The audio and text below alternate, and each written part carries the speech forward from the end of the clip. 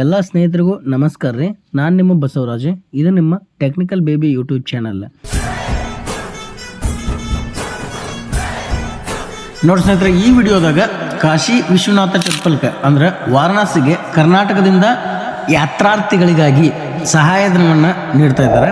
ಆ ಕುರಿತಾಗಿ ಸಂಪೂರ್ಣವಾಗಿ ವಿವರಣೆಯನ್ನು ಈ ವಿಡಿಯೋದೊಳಗೆ ನೋಡೋಣ ಸ್ನೇಹಿತರೆ. ಕಾಶಿ ಕ್ಷೇತ್ರ ಅನ್ನೋದು ಹಿಂದೂಗಳಿಗೆ ಪವಿತ್ರವಾದ ಕ್ಷೇತ್ರ ಅಂತೇಳಿ ಗುರುತಿಸಲಾಗಿದೆ. ಇದನ್ನು ಪರಮಾತ್ಮನ ನಿವಾಸ ಅಂತೇಳಿ ಕೂಡ ಕರೆಯಲಾಗ್ತದೆ. ಸೊ ಹಾಗಾದ್ರೆ ಬರ್ರಿ ಸ್ನೇಹಿತರೆ, ಈ ಕಾಶಿ ವಿಶ್ವನಾಥನ ದರ್ಶನ ಮಾಡೋಕೆ ಕರ್ನಾಟಕ ಸರ್ಕಾರದಿಂದ ಇರುವಂಥ ಈ ಯೋಜನೆಗೆ ಯಾವ್ಯಾವ ದಾಖಲಾತಿಗಳು ಬೇಕಾಗ್ತವೆ ಅನ್ನೋದನ್ನ ಈ ವಿಡಿಯೋದಾಗ ನೋಡೋಣ. ಕರ್ನಾಟಕ ಸರ್ಕಾರದಿಂದ ಪ್ರತಿ ವರ್ಷ 30,000 ಜನರಿಗೆ ಕನಿಷ್ಠ 5,000 ರೂಪಾಯಿ ಸಬ್ಸಿಡಿಯಾಗಿ ನೀಡತಕ್ಕಂಥ ಯೋಜನೆ ಇದಾಗಿದೆ. ನೀವೀಗ ಸ್ಕ್ರೀನ್ ಒಳಗೆ ಕಾಣ್ತಾ ಇರುವಂಗೆ ಅರ್ಹತೆ 18 ವರ್ಷ, ಪೂರಕ ದಾಖಲಾತಿ, ಒಂದು ಭಾವಚಿತ್ರ, ID ಪುರಾವೆ, GPS ಫೋಟೋ, ವಸತಿ ಪ್ರಮಾಣ ಪತ್ರ ಮತ್ತು 100 ರೂಪಾಯಿ ಬಾಂಡ್ ಈ ಅರ್ಜಿಯನ್ನು ಸಲ್ಲಿಸೋಕೆ ಬೇಕಾಗ್ತದೆ ಸ್ನೇಹಿತರೆ. ನೀವು ಕಾಶಿಗೆ ಪ್ರಯಾಣಿಸಿದಂತಹ ಟಿಕೆಟ್ ಕೂಡ ಇಲ್ಲಿ ಕಡ್ಡಾಯವಾಗಿದೆ. ಅಂದಹಾಗೆ ಈ ಅರ್ಜಿಯನ್ನು ನಿಮ್ಮ ಹತ್ತಿರದ ಗ್ರಾಮ ಸೆಂಟರ್ಗಳಲ್ಲಿ ಸಲ್ಲಿಸಬಹುದಾಗಿದೆ. ಹಾಗೆ 18 ವರ್ಷಕ್ಕಿಂತ ಕಡಿಮೆ ವಯಸ್ಸಿನ ಯಾತ್ರಾರ್ಥಿಗಳು ಈ ಅರ್ಜಿಯನ್ನು ಸಲ್ಲಿಸೋಕೆ ಅರ್ಹರಿರುವುದಿಲ್ಲ. 18 ವರ್ಷ ಮೇಲ್ಪಟ್ಟ ಯಾತ್ರಾರ್ಥಿಗಳು ಮಾತ್ರ ಈ ಅರ್ಜಿಯನ್ನು ಸಲ್ಲಿಸಬಹುದಾಗಿದೆ. ನೀವು ಈ ಯೋಜನೆ ಒಳಗೆ ಅರ್ಜಿಯನ್ನು ಸೇವಾ ಸಿಂಧುವಿನ ಮೂಲಕ ಸಲ್ಲಿಸಬಹುದಾಗಿದೆ. ಈ ಅರ್ಜಿಯನ್ನು ಯಾವ ರೀತಿ ನಾವು ಸೇವಾ ಸಿಂಧುವಿನಲ್ಲಿ ಸಲ್ಲಿಸಬಹುದು ಅನ್ನೋದನ್ನು ಈ ವಿಡಿಯೋದೊಳಗೆ ಸಂಪೂರ್ಣವಾಗಿ ನೋಡೋಣ ಬರ್ರಿ. ಹಂಗಾರೆ ನಿಮಗೆ ವೆಬ್ಸೈಟ್ ಲಿಂಕನ್ನು ಈ ವಿಡಿಯೋದ ಡಿಸ್ಕ್ರಿಪ್ಷನ್ ಬಾಕ್ಸ್ ಒಳಗೆ ಕೊಟ್ಟಿರ್ತೀನಿ. ಅಲ್ಲಿಂದ ನೀವು ಡೈರೆಕ್ಟಾಗಿ ಈ ವೆಬ್ಸೈಟ್ಗೆ ರೀಚ್ ಆಗಿ ನಿಮ್ಮ ಅರ್ಜಿಯನ್ನು ಸಲ್ಲಿಸಬಹುದಾಗಿದೆ. ಪ್ರತಿ ವರ್ಷ ಚಾರ್ಧಾಮ, ಕೈಲಾಸ ಮಾನಸ ಸರೋವರ, ಕಾಶಿ ಹೀಗೆ 3 ಯಾತ್ರೆಗಳಿಗೆ ಕರ್ನಾಟಕ ಸರ್ಕಾರದಿಂದ ಸಬ್ಸಿಡಿ ಯೋಜನೆಯನ್ನು ನೀಡಲಾಗ್ತದೆ. ಪ್ರತಿ ವರ್ಷ ಈ 3 ಯಾತ್ರೆಗಳಿಗೆ ಸಂಬಂಧಪಟ್ಟ ಯಾತ್ರಾರ್ಥಿಗಳು ತಮ್ಮ ಅರ್ಜಿಯನ್ನು ಆನ್ಲೈನ್ನಲ್ಲಿ ಸೇವಾ ಸಿಂಧು ಮೂಲಕ ಸಲ್ಲಿಸಬಹುದಾಗಿದೆ. Application for the Kashi Teerthayatra scheme ಅಂತೇಳಿ ಈ ಅಪ್ಲಿಕೇಶನನ್ನು ನೀವು ಫಿಲ್ ಮಾಡಬೇಕಾಗ್ತದೆ. ಈ ರೀತಿಯಾಗಿ ನಿಮಗೊಂದು ಪಾಪಪ್ ಓಪನ್ ಆಗ್ತದೆ. ಇಲ್ಲಿ ನಿಮ್ಗೆ ಡಿಕ್ಲರೇಷನ್ ಬಾಂಡನ್ನು ಕೊಟ್ಟಿರ್ತಾರೆ. ಈ ಡಿಕ್ಲರೇಷನನ್ನು ನೀವು ಒಂದು 100 ರೂಪಾಯಿಯ ಬಾಂಡ್ ಪೇಪರ್ನಲ್ಲಿ ನೀಡಬೇಕಾಗ್ತದೆ. ಇಲ್ಲಿ ನೀವು ಸ್ಕ್ರೀನ್ ಒಳಗೆ ಕಾಣಕತ್ತಿರುವಂಗೆ ಈ ಬಾಂಡ್ ಇರ್ತದೆ. ಇದನ್ನು ನೀವು ರೆಡಿ ಮಾಡಿ ನಿಮ್ಮ ಹೆಸರಲ್ಲೇ ಡಿಕ್ಲರೇಷನ್ ಬಾಂಡನ್ನು ನೀವು ಈ ಯೋಜನೆಗಾಗಿ ನೀಡಬೇಕಾಗ್ತದೆ. ಎಲ್ಲ ಡಾಕ್ಯುಮೆಂಟ್ಸ್ಗಳನ್ನು ರೆಡಿ ಇಟ್ಕೊಂಡು ಅಪ್ಲಿಕೇಶನನ್ನು ಕಂಟಿನ್ಯೂ ಮಾಡ್ತೀವಿ. ಮೊದಲಿಗೆ ನಿಮ್ಮ ಆಧಾರ್ನಲ್ಲಿ ಇರ್ತಕ್ಕಂಥ ಹೆಸರನ್ನು ಫಿಲ್ ಮಾಡಿ, ನಿಮ್ಮ ಆಧಾರ್ ಕಾರ್ಡ್ನಿಂದ KYCಯನ್ನು ಮಾಡಿಕೊಂಡು ನಿಮ್ಮ ಆಧಾರ್ನಲ್ಲಿ ಇರ್ತಕ್ಕಂಥ ಇನ್ಫಾರ್ಮೇಷನನ್ನು ಫೆಚ್ ಮಾಡ್ತೀವಿ. ಈಗ ನಿಮ್ಮ ಆಧಾರ್ ಕಾರ್ಡ್ನಿಂದ ಸ್ವಲ್ಪ ಮಾಹಿತಿಯನ್ನು ಫೆಚ್ ಮಾಡಲಾಗಿರ್ತದೆ. ಅದರಲ್ಲಿ ನಿಮ್ಮ ರೇಷನ್ ಕಾರ್ಡು, ನಿಮ್ಮ ಹೆಸರು, ಜೆಂಡರು, ಆಮೇಲೆ ನಿಮ್ಮ ಡೇಟ್ ಆಫ್ ಬರ್ತ್ ಮತ್ತು ನಿಮ್ಮ ಸಂಬಂಧಿಕರ ಹೆಸರುಗಳನ್ನು ಫೆಚ್ ಮಾಡಲಾಗಿರ್ತದೆ. ಒಂದು ವೇಳೆ ಫೆಚ್ ಆಗಲಿಲ್ಲ ಅಂದರೆ ನೀವು ಮ್ಯಾನ್ಯುವಲ್ ಆಗಿ ಈ ಇನ್ಫಾರ್ಮೇಷನನ್ನು ಫಿಲ್ ಮಾಡ್ತೀರಿ. ನಂತರ ಅರ್ಜಿದಾರರ ವೋಟರ್ ID ಅಂದರೆ ಎಲೆಕ್ಷನ್ ಕಾರ್ಡ್ ನಂಬರನ್ನು ಎಂಟ್ರಿ ಮಾಡಬೇಕು. ರೆಸಿಡೆನ್ಷಿಯಲ್ ಇನ್ಫಾರ್ಮೇಷನನ್ನು ಫಿಲ್ ಮಾಡ್ತೀವಿ. ಅವರ ಉದ್ಯೋಗ, ಅವರ ಮೊಬೈಲ್ ನಂಬರ್ ಮತ್ತು ಮೇಲ್ IDಯನ್ನು ಫಿಲ್ ಮಾಡಬೇಕಾಗ್ತದೆ. ಈ ಅಪ್ಲಿಕೇಶನ್ನ ಇನ್ಫಾರ್ಮೇಷನ್ಗಳಲ್ಲಿ ರೆಡ್ ಸ್ಟಾರ್ ಮಾರ್ಕ್ ಇರ್ತಕ್ಕಂಥ ಇನ್ಫಾರ್ಮೇಷನ್ನು ಕಡ್ಡಾಯವಾಗಿರ್ತದೆ. ರೆಡ್ ಸ್ಟಾರ್ ಮಾರ್ಕ್ ಇರದೇ ಇರತಕ್ಕಂಥ ಇನ್ಫಾರ್ಮೇಷನನ್ನು ನೀವು ಆಪ್ಷನಲ್ ಆಗಿ ನೀಡ್ಬೋದು ಅಥವಾ ನೀಡದೇ ಇರ್ಬೋದು. ಆದರೆ ನೀವು ಇನ್ಫಾರ್ಮೇಷನನ್ನು ಕೊಡುವುದೇ ಉತ್ತಮ ಅನ್ನೋದು ನನ್ನ ಅಭಿಪ್ರಾಯವಾಗಿದೆ.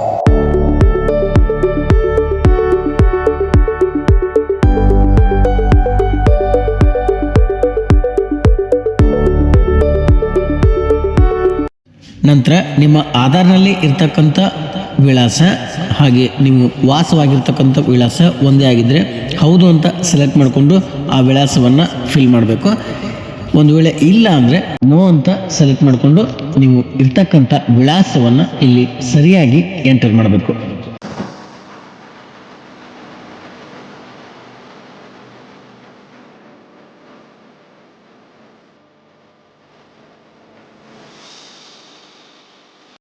ಅರ್ಜಿದಾರರು ಪ್ರಸ್ತುತ ವಿಳಾಸದಲ್ಲಿ ಎಷ್ಟು ವರ್ಷಗಳಿಂದ ವಾಸವಾಗಿದ್ದೀರಿ ಅನ್ನೋದನ್ನು ಇಲ್ಲಿ ಇನ್ಫಾರ್ಮೇಷನ್ ಕೊಡಬೇಕಾಗ್ತದೆ. ಮತ್ತು ನಿಮ್ಮ ಬ್ಯಾಂಕ್ ಮತ್ತು ಆಧಾರ್ ಕಾರ್ಡಿಗೆ ಸೀಡಿಂಗ್ ಆಗಿದೆ ಅನ್ನೋ ಒಂದು ಇನ್ಫಾರ್ಮೇಷನನ್ನು ಕೂಡ ತಾವಿಲ್ಲಿ ನೀಡಬೇಕಾಗ್ತದೆ. ಅರ್ಜಿದಾರರ ಪ್ರಯಾಣದ ವಿಧಾನ ಅಂದರೆ ವಿಮಾನ, ರೈಲ್ವೆ ಮತ್ತು ರಸ್ತೆ ಈ ಮೂಲಕ ತಾವು ಯಾವ ವಿಧಾನದಲ್ಲಿ ಪ್ರಯಾಣಿಸಿದ್ದೀರಿ ಅನ್ನೋ ಒಂದು ಇನ್ಫಾರ್ಮೇಷನ್ ಫಿಲ್ ಮಾಡಿ ಕಾಶಿ ದೇವಸ್ಥಾನಕ್ಕೆ ಭೇಟಿ ನೀಡಿದ ದಿನಾಂಕವನ್ನು ತಾವಿಲ್ಲಿ ಸೆಲೆಕ್ಟ್ ಮಾಡಬೇಕಾಗ್ತದೆ. ನಂತರ ಈ ಅಪ್ಲಿಕೇಶನ್ ಫಾರ್ಮ್ನ ಕೊನೆಯಲ್ಲಿ ಒಂದು ಕ್ಯಾಪ್ಚಾವನ್ನು ನೀಡಲಾಗಿರ್ತದೆ. ಆ ಕ್ಯಾಪ್ಚಾವನ್ನು ಫಿಲ್ ಮಾಡಿ ನಿಮ್ಮ ಅಪ್ಲಿಕೇಶನ್ನ ಒಂದು ಸಾರಿ ಸಬ್ಮಿಟ್ ಮಾಡ್ತೀರಿ. ಸಬ್ಮಿಟ್ ಮಾಡಿದ ತಕ್ಷಣ ಈ ಅಪ್ಲಿಕೇಶನ್ ನಿಮಗೆ ಒಂದು ಪ್ರಿವ್ಯೂವನ್ನು ತೋರಿಸ್ತದೆ. ನೀವು ಈಗಾಗಲೇ ಫಿಲ್ ಮಾಡಿರ್ತಕ್ಕಂಥ ಅಪ್ಲಿಕೇಶನ್ನ ಇನ್ಫಾರ್ಮೇಷನನ್ನು ಒಂದು ಸಾರಿ ಪ್ರಿವ್ಯೂ ಆಗಿ ತೋರಿಸಲಾಗಿದೆ. ಈ ಇನ್ಫಾರ್ಮೇಷನಲ್ಲಿ ಎಲ್ಲ ಕೊಟ್ಟಿರತಕ್ಕಂಥ ಮಾಹಿತಿ ಕರೆಕ್ಟಾಗಿದ್ದರೆ ನೀವು ಅಟ್ಯಾಚ್ ಅನೆಕ್ಸರ್ ಅನ್ನೋ ಒಂದು ಆಪ್ಷನ್ ಮೇಲೆ ಕ್ಲಿಕ್ ಮಾಡಿಕೊಂಡು ಈ ಎಲ್ಲ ದಾಖಲಾತಿಗಳನ್ನು ತಾವಿಲ್ಲಿ ಅಪ್ಲೋಡ್ ಮಾಡಬೇಕಾಗ್ತದೆ. ಅದರಲ್ಲಿ ಬಾಂಡು, ID ಪ್ರೂಫು, ಫೋಟೋ ಮತ್ತು GPS ಫೋಟೋ, ಟಿಕೆಟು ಹಾಗೆ ಇನ್ಯಾವುದೇ ಇನ್ಫಾರ್ಮೇಷನ್ಗಳನ್ನು ದಾಖಲಾತಿಗಳನ್ನು ಅಪ್ಲೋಡ್ ಮಾಡುವುದಿದ್ದಲ್ಲಿ ತಾವು ಕೊನೆಯಲ್ಲಿ ಅಪ್ಲೋಡ್ ಮಾಡೋಕ್ಕೆ ತಮಗೆ ಅವಕಾಶವನ್ನು ನೀಡಲಾಗಿದೆ. ಸಂಬಂಧಪಟ್ಟ ಎಲ್ಲ ದಾಖಲೆಗಳನ್ನು ನೀವು ಅಪ್ಲೋಡ್ ಮಾಡಿದ ನಂತರ ಕೊನೆಯಲ್ಲಿ ಸೇವ್ ಅನೆಕ್ಸರ್ ಅನ್ನೋ ಒಂದು ಆಪ್ಷನನ್ನು ಕ್ಲಿಕ್ ಮಾಡ್ತೀರಿ. ಕೊನೆಗೆ ಈ ಅಪ್ಲಿಕೇಶನ್ಗೆ ಸಂಬಂಧಪಟ್ಟಂತೆ ಫೀಸನ್ನು ಪೇಮೆಂಟ್ ಮಾಡಬೇಕಾಗ್ತದೆ. ಆ ಪೇಮೆಂಟ್ ಮಾಡಿದ ಮೇಲೆ ನಿಮಗೆ ಒಂದು ರೆಸಿಪ್ಟ್ ಜನರೇಟ್ ಆಗ್ತದೆ. ಆ ರೆಸಿಪ್ಟನ್ನು ನೀವು ಫ್ಯೂಚರ್ ರೆಫರೆನ್ಸ್ಗಾಗಿ ನಿಮ್ಮ ಬಳಿ ಇಟ್ಕೋಬೇಕಾಗ್ತದೆ ಸ್ನೇಹಿತರೆ. ಇಲ್ಲಿಗೆ ಈ ಅರ್ಜಿ ಕೊನೆಯಾಗ್ತದೆ.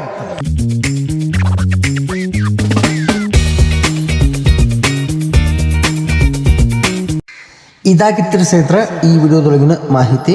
ಕಾಶಿ ಯಾತ್ರೆಗಾಗಿ ಕರ್ನಾಟಕ ಸರ್ಕಾರದಿಂದ ಸಬ್ಸಿಡಿ ಒಳಗೆ ನಾವು ಯಾವ ರೀತಿ 5,000 ರೂಪಾಯಿ ಹಣವನ್ನು ಪಡೆದುಕೊಳ್ಳಬಹುದು ಅನ್ನೋದನ್ನು, ಯಾವ ರೀತಿ ನಾವು ಅರ್ಜಿಯನ್ನು ಸಲ್ಲಿಸಬಹುದು ಅನ್ನೋದನ್ನು ಈ ವಿಡಿಯೋದೊಳಗೆ ತಿಳಿಸಿದ್ರೆ. ನಿಮಗೆ ಇನ್ನೊಂದು ಮಾಹಿತಿಯನ್ನು ನೀಡಬೇಕಾ, ಕಾಶಿ ಯಾತ್ರೆಗಾಗಿ ತಾವು ಏನು ತೆರಳಿರ್ತೀರಿ ಅಲ್ಲಿ ಜಿಯೋ ಟ್ಯಾಗ್ ಅಂದರೆ ಈ ಸ್ಕ್ರೀನ್ ಒಳಗೆ ತೋರ್ಸಕತ್ತಿರುವಂಗೆ ಪ್ಲೇಸ್ಟೋರ್ ಮೂಲಕ ಜಿಯೋ ಟ್ಯಾಗಿಂಗ್ ಅಪ್ಲಿಕೇಶನನ್ನು ಡೌನ್ಲೋಡ್ ಮಾಡಿಕೊಂಡು ಲ್ಯಾಟಿಟ್ಯೂಡ್ ಮತ್ತು ಲ್ಯಾಂಗಿಟ್ಯೂಡನ್ನು ಹೊಂದಿರತಕ್ಕಂಥ ಜಿಯೋ ಟ್ಯಾಗಿಂಗ್ ಫೋಟೋವನ್ನು ತಾವು ಕಾಶಿ ವಿಶ್ವನಾಥ ದೇವಾಲಯದ ಎದುರುಗಡೆ ಅಥವಾ 5 ಕಿಲೋಮೀಟರ್ ರೇಡಿಯಸ್ನಲ್ಲಿ ಫೋಟೋವನ್ನು ಅಪ್ಲೋಡ್ ಮಾಡುವುದು ಕಡ್ಡಾಯವಾಗಿರ್ತದೆ. ಹಾಗೆ ಪ್ರಯಾಣಿಸಿದ ಟಿಕೆಟು, ಬಾಂಡು, ನಿಮ್ಮ ವಿಳಾಸದ ರಹವಾಸಿ ಪ್ರಮಾಣ ಪತ್ರ ಅಂದರೆ ವಾಸಸ್ಥಳ ಪ್ರಮಾಣ ಪತ್ರವನ್ನು ತಾವು ತಹಸೀಲ್ದಾರರಿಂದ ಪಡೆದಿರ್ತಕ್ಕಂಥ ವಾಸಸ್ಥಳ ಪ್ರಮಾಣ ಪತ್ರ ಕಡ್ಡಾಯವಾಗಿರ್ತದೆ. ಈ ಎಲ್ಲ ಕಡ್ಡಾಯ ದಾಖಲೆಗಳನ್ನು ತಾವು ಅಪ್ಲೋಡ್ ಮಾಡಿದ್ದೇ ಆದಲ್ಲಿ ನಿಮ್ಮ ಅರ್ಜಿ ಸಕ್ಸಸ್ಫುಲ್ಲಾಗಿ ಅಪ್ರೂವಲ್ ಆಗ್ತದೆ ಮತ್ತು ನಿಮಗೆ 5,000 ರೂಪಾಯಿ ಹಣ ನಿಮ್ಮ ಕೈ ಸೇರ್ತದೆ. ಅದು ಯಾವುದೇ ಸಂದೇಹಗಳು ಬೇಡ. ಯಾಕಂದರೆ ಇಲ್ಲಿ ನಿಮ್ಮ ಆಧಾರ್ ಕಾರ್ಡ್ ಮೂಲಕ DBT ಮೂಲಕ ಈ ಹಣವನ್ನು ನಿಮ್ಮ ಖಾತೆಗೆ ನೇರವಾಗಿ ವರ್ಗಾವಣೆಯನ್ನು ಮಾಡಲಾಗ್ತದೆ. ಇನ್ನೊಂದು ನಾನು ನಿಮಗೆ ಕೊನೆಯಲ್ಲಿ ಹೇಳ್ತಕ್ಕಂಥ ಮಾಹಿತಿ ಏನಪ್ಪ ಅಂದ್ರೆ, ನೀವು ಪ್ರಯಾಣಿಸಿರ್ತಕ್ಕಂಥ ವಿಧಾನದಲ್ಲಿ ಅಂದರೆ ರೈಲ್ವೆ, ಫ್ಲೈಟ್ ಮತ್ತು ಬೈ ರೋಡ್ ಈ ರೀತಿಯಾಗಿ ನೀವು ಪ್ರಯಾಣ ಬೆಳೆಸಿದ್ರೆ ಯಾವುದೇ ನೀವು ಪ್ರಯಾಣಕ್ಕಾಗಿ ಬೆಳೆಸಿರ್ತಕ್ಕಂಥ ಟಿಕೆಟ್ನಲ್ಲಿ ತಮ್ಮ ಹೆಸರನ್ನು ನಮೂದಿಸಿರಬೇಕು ಅನ್ನೋದು ಇಲ್ಲಿ ಪ್ರಮುಖ ವಿಷಯ ಆಗಿದೆ ಸ್ನೇಹಿತರೆ. ಇದು ಸ್ನೇಹಿತರೆ ನಾವು ಈ ವಿಡಿಯೋದಲ್ಲಿ ತಮಗೆಲ್ಲ ತಿಳಿಸುತ್ತಕ್ಕಂಥ ಮಾಹಿತಿ. ಈ ವಿಡಿಯೋ ತಮಗೆಲ್ಲ ಇಷ್ಟ ಆಗಿದರೆ ಒಂದು ಲೈಕ್ ಮಾಡಿರಿ. ಈ ವಿಡಿಯೋನ ಮತ್ತೊಬ್ಬರಿಗೂ ಕೂಡ ಶೇರ್ ಮಾಡಿರಿ, ಇನ್ನೊಬ್ಬರಿಗೆ ಈ ವಿಷಯ ತಿಳಿಲಿ ಅಂತ ಹೇಳ್ತಾ ಈ ವಿಡಿಯೋನ ಇಲ್ಲಿಗೆ ಮುಗಿಸಾಕತ್ತೀನಿ. ಮುಂದಿನ ವಿಡಿಯೋದಾಗ ಮತ್ತೊಂದು ಹೊಸ ಮಾಹಿತಿಯೊಂದಿಗೆ ನಿಮಗೆ ಸಿಗ್ತೀನಿ. ನಮಸ್ಕಾರ, ಬಾಯ್ ಸ್ನೇಹಿತರೆ.